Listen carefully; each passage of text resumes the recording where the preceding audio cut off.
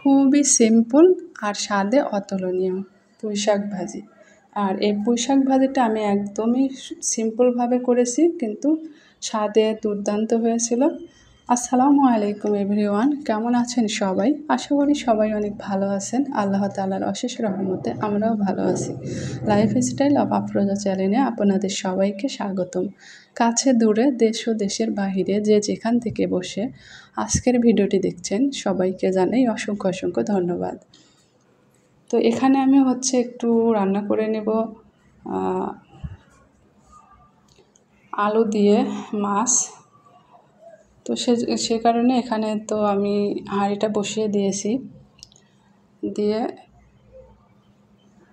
এখন আমি সব একে একে মশলা দিয়ে দিচ্ছি। তবে এই রান্নাটা আমি অনেকবার আপনাদের সঙ্গে শেয়ার করেছি, তাই আর ডিটেলসে সেভাবে দেখাবো না। এখন রান্নাটা করছি, তাই এখন যেহেতু আমার লাইফস্টাইল ব্লগ, তো আমি যেটা রান্নার ভিডিওগুলোই বেশি শেয়ার করা হয়, সে কারণেই আর কি। তো আজকের সকালবেলা ঘুম থেকে উঠে অনেকগুলো কাজটা সেরে নিয়েছি। তবে আজকের ওয়েদারটা অনেক বেশি ভালো ছিল,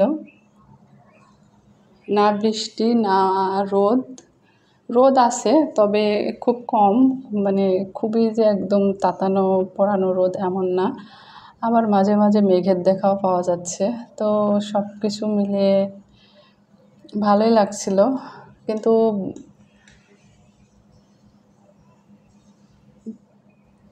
কি বলবো, একটা কথা মনে করেছিলাম বলার জন্য, কিন্তু সেটা ভুলে গেছি। তো যাই হোক, যেটা আমার সমস্যা ইদানিং, যে আমি একটা কথা বলতে গিয়ে সেটা ভুলে যাই।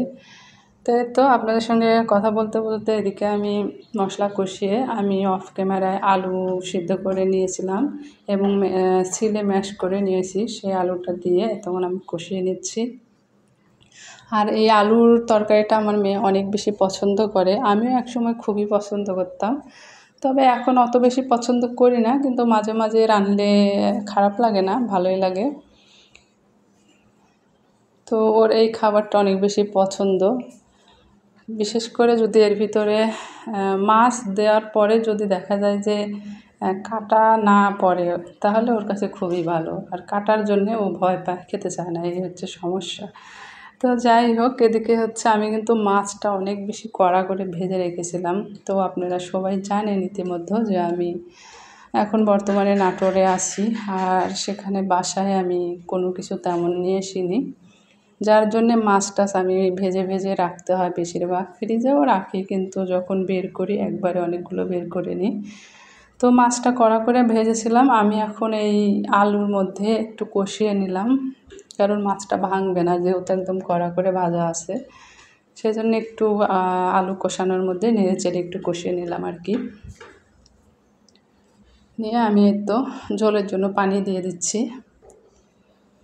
তো ভিডিওটি দেখতে দেখতে যারা এই পর্যন্ত চলে এসেছেন, প্লিজ মনে করে একটি লাইক দিয়ে দিবেন। আর আপনাদের কাছে আরেকটি কথা বলি, আমি একা কাপড় কিন্তু 12 মিনিট 13 মিনিট 14 মিনিটের ভিডিও খুবই কষ্ট করে দেখতেছি। তো দয়া করে আমি বলবো আপনাদের, আমার ভিডিওটা স্কিপ করবেন না এবং টেনে টেনে দেখবেন না, আর ফুল ওয়াচ করার চেষ্টা করবেন, আপনাদের কাছে অনুরোধ।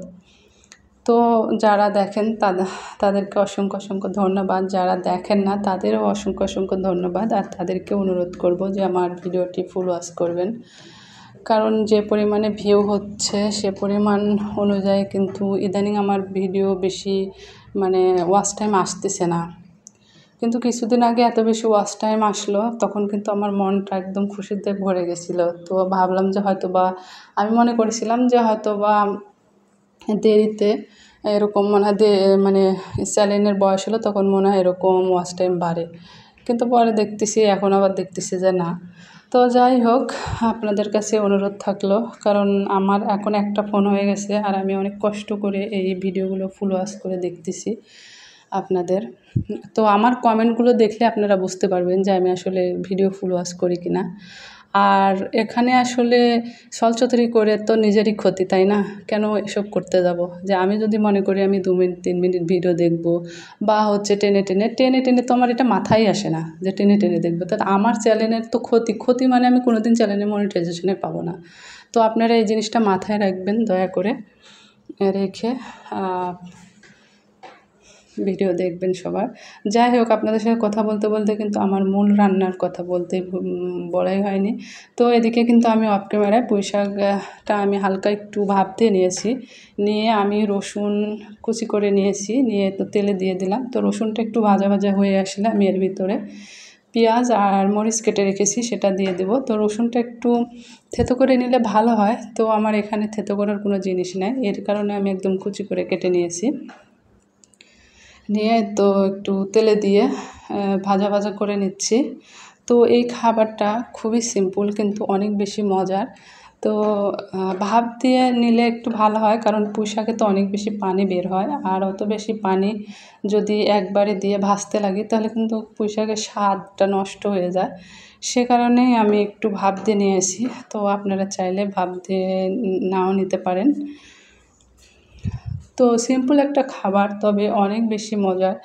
আর আমার মেয়ে এই খাবারটা খেয়ে অনেক বেশি মানে প্রশংসা করেছিল, আর অনেক তৃপ্তি সহকারে ভাত খেয়েছে আর কি। তো সেজন্য আপনাদের সঙ্গে একটু শেয়ার করতেছি।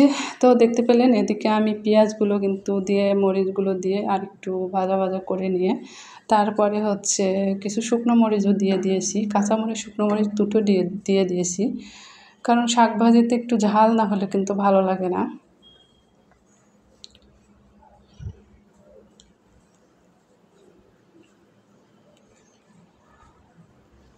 তাই তো আমি এখন নেড়েচেড়ে উল্টে পাল্টে ভেজে নেব। আর আমার কথার মাঝে যদি কোনো ভুল কথা বলে থাকি, কারণ একটু আগে আমি যে বিষয়টা নিয়ে বললাম যে ওয়াচ টাইমের বিষয়টা নিয়ে আর আপনাদেরকে অনুরোধ করা, তো আমার কথা যদি আপনাদের কাছে খারাপ লেগে থাকে তাহলে প্লিজ দয়া করে ক্ষমাসুন্দর দৃষ্টিতে দেখবেন। আমি কিন্তু কোনো খারাপভাবে কথা বলিনি, তবে কারো খারাপ লাগতে পারে সেজন্য বলছি।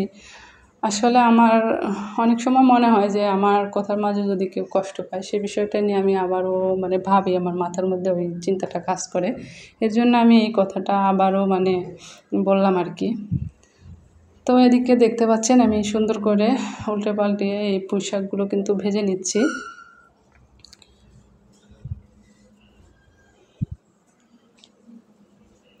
তবে পুঁই শাক ভাজি বা ডাল দিয়ে হোক বা মাছ দিয়ে হোক সব কিছু দিয়ে ভালো লাগে।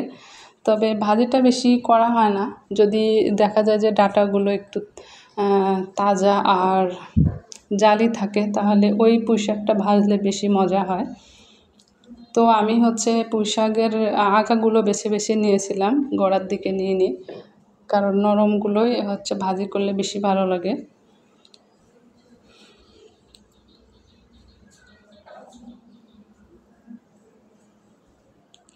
আর আমি প্রচণ্ড ব্যস্ত থাকি, কারণ আমি একা মানুষ। সে কারণে আমার সবার হচ্ছে ভিডিও দেখা প্লাস কমেন্ট করা অনেক বেশি কষ্ট হয়ে যায়। তো যাই হোক, আপনাদের সাথে কথা বলতে আমার পুঁই শাক ভাজিটা কিন্তু হয়ে গেছে, আর আমি এদিকে হচ্ছে নামিয়ে নিয়েছি। তো কেমন হয়েছে পুঁই শাক ভাজিটা অবশ্যই কমেন্টসে জানাবেন। আর সবাই ভালো থাকবেন, সুস্থ থাকবেন। আল্লাহ হাফেজ।